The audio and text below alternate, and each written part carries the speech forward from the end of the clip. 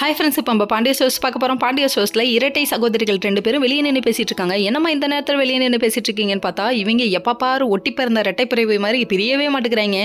என்னன்னு பார்த்தீங்கன்னா, நான் வந்துட்டு ஆல்ரெடி செந்தியில் இம்ப்ரெஸ் பண்ணிட்டேன், அதனால தான் எங்களுக்கு கல்யாணம் ஆயிடுச்சு. நான் இம்ப்ரெஸ் பண்ணணும்னு அவசியம் இல்லை, நீ இம்ப்ரெஸ் பண்ணணும்ல, இம்ப்ரெஸ் பண்ணு அப்படின்னு சொல்லி கேட்குறாங்க. அதுக்கு இங்கே ஒன்றும் குறையில்ல, லவ் இருந்தால் தான் என்னங்கிறாங்க. ஐயோ லவ் இல்லைன்னு சொல்லாதீங்க, 2 பேரும் மாறி மாறி அன்பை பொழிஞ்சுக்கிறீங்க, லவ் இல்லைன்னு வேறு சொல்கிறீங்களா அப்படிங்கிற மாதிரி ஆயிடுச்சு. அதுக்கப்புறம் ஒரு வழியாக இவங்க இப்படி மாறி மாறி பேசிகிட்டு இருக்க, திடீர்னு நம்ம கதிர் வந்து இறங்கிட்டாரு. என்னப்பா இவ்வளோ சீக்கிரம் நீ வந்துட்டேன்னு சொல்லி கேட்டா, சரவணனு வழி அனுப்பணுமா, டேய் உருட்டுங்கடா உலகமாக உருட்டுங்கடா நீங்கள் எல்லாம் அப்படிங்கிற மாதிரி இருக்கு. என்ன பண்ணுறது, கூட்டு குடும்பத்தில் கூட்டாஞ்சோறு ஆக்கிறதுக்கு இவங்க வருவாங்களே.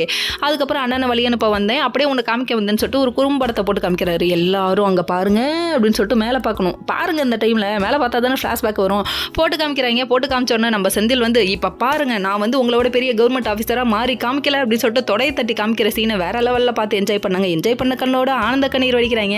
ஆனந்த கண்ணீர் அடிக்காதீங்க மீனா, எங்களுக்கு கஷ்டமா இருக்குன்னு சொல்லிட்டு கொஞ்சம் சொல்ல தோணுச்சு. அதுக்கப்புறம் பார்த்தீங்கன்னா, வாழ்த்துக்கள் மீனான்னு போட்டாச்சு, சீக்கிரம் கவர்மெண்ட் ஜாப்போட உள்ளவரோட பொண்டாட்டியாக போறீங்க, ஹாப்பி அப்படின்னாச்சு.